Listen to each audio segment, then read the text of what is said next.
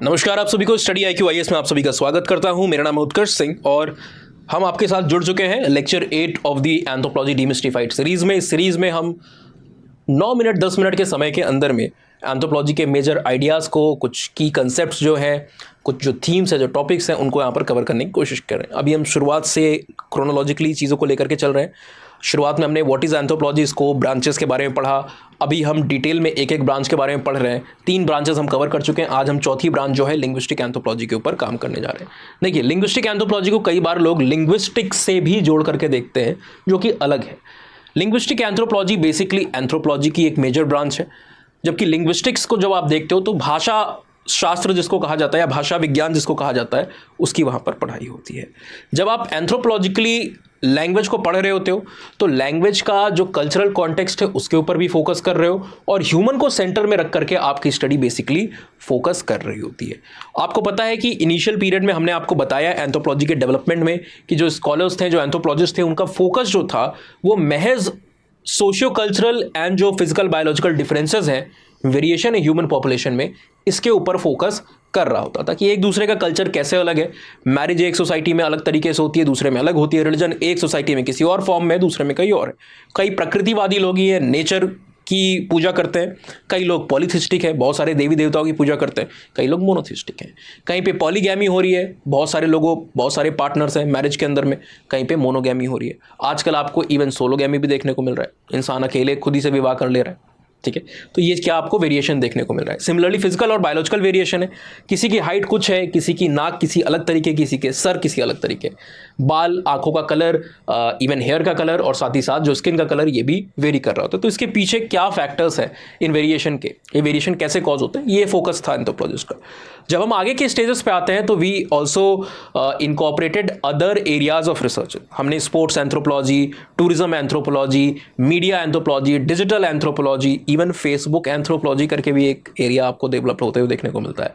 तो कई सारे जोन्स डेवलप हुए। किन एंथ्रोपोमेट्री है, डिफेंस में एंथ्रोपोलॉजी का क्या योगदान है, स्पोर्ट्स में सचिन तेंदुलकर के लिए एंथ्रोपोलॉजी क्या करता है, या बाकी भी किसी खिलाड़ी के लिए एंथ्रोपोलॉजी क्या करता है, माइकल फिलिप्स या किसी के लिए भी।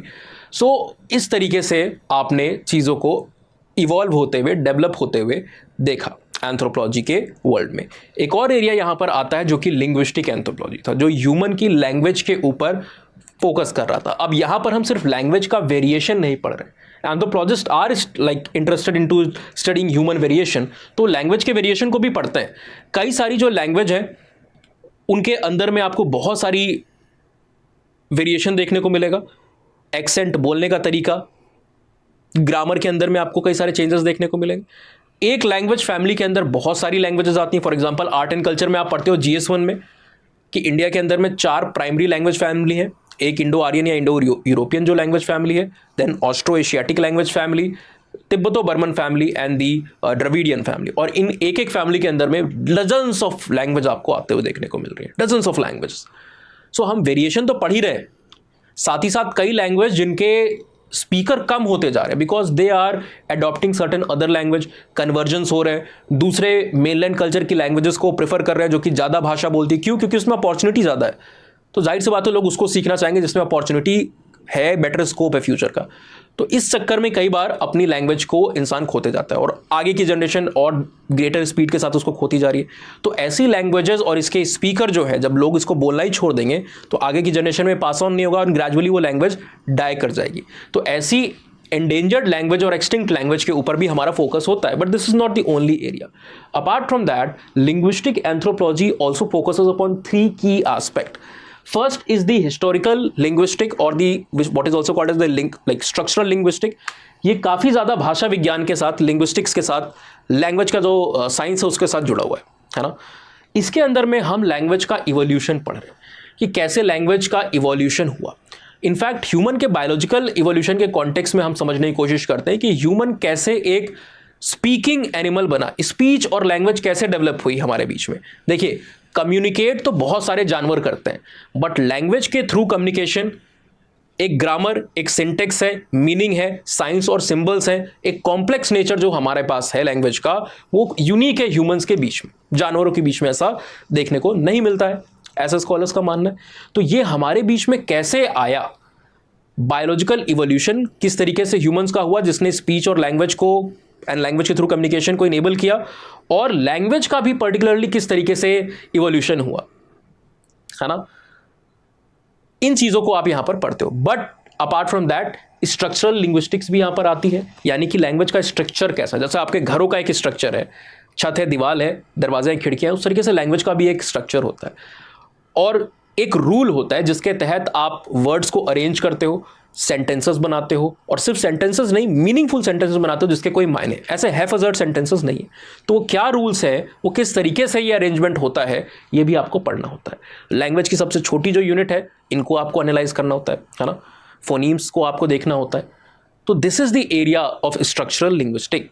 लैंग्वेज के स्ट्रक्चर के ऊपर हमारा फोकस होता है। देन फंक्शनल अप्रोच एक है, यानी कि लैंग्वेज का फंक्शन क्या है। अब अगर एंथ्रोपोलॉजिस्ट से पूछो तो language is the key contributor. Why?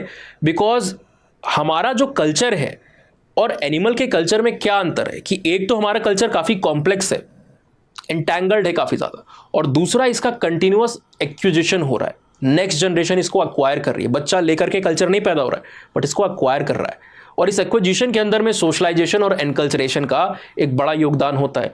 और सोशलाइजेशन और एनकल्चरेशन दोनों में लैंग्वेज का एक अहम रोल है। आप अगर किसी को देख करके, किसी की बातें सुन करके अगर कुछ सीख रहे हो तो वहां पर भी लैंग्वेज है। कोई कुछ बोल रहा है, कर रहा है, उसको आप देख रहे हो।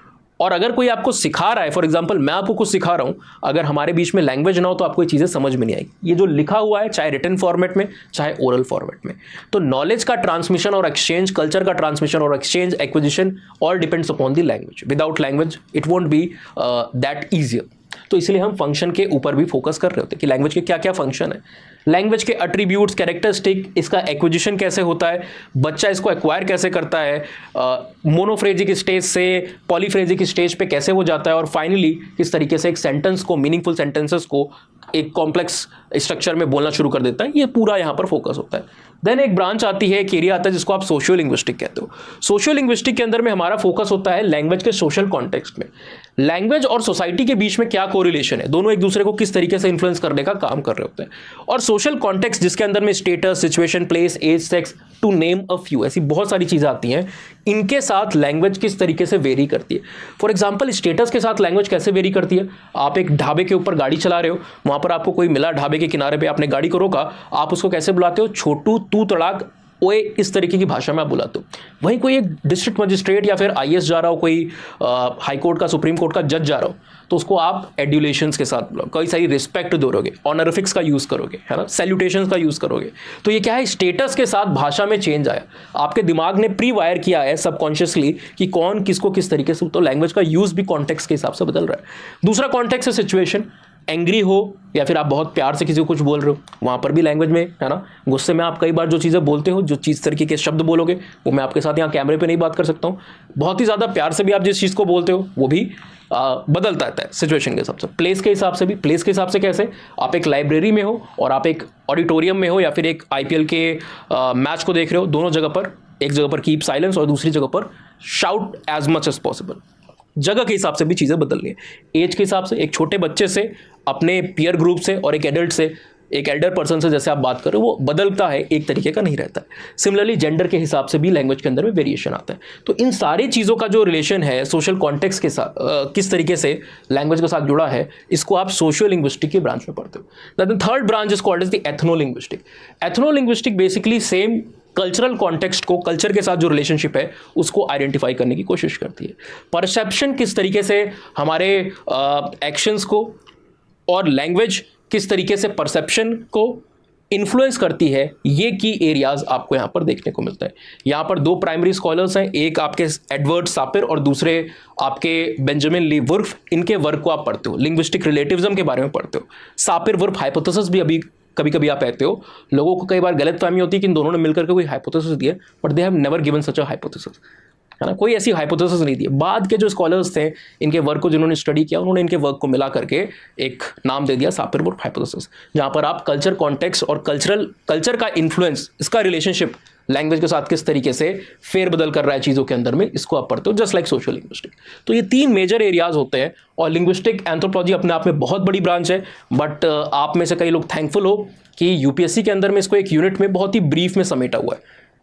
और आप 4 घंटे की स्टडी के अंदर में इसको बहुत आसानी से कवर कर लेते हो। ऑलराइट, एम्बर एंड एम्बर के अंदर में भी इसके कई सारे पॉइंट्स दिए हुए हैं, कई स्टडीज़ हैं, नूअर से लेकर के हानूनो की स्टडीज़ है, हैरल्ड कॉन्कलिंग की स्टडी को भी आप यहाँ पर रेफर कर सकते हो।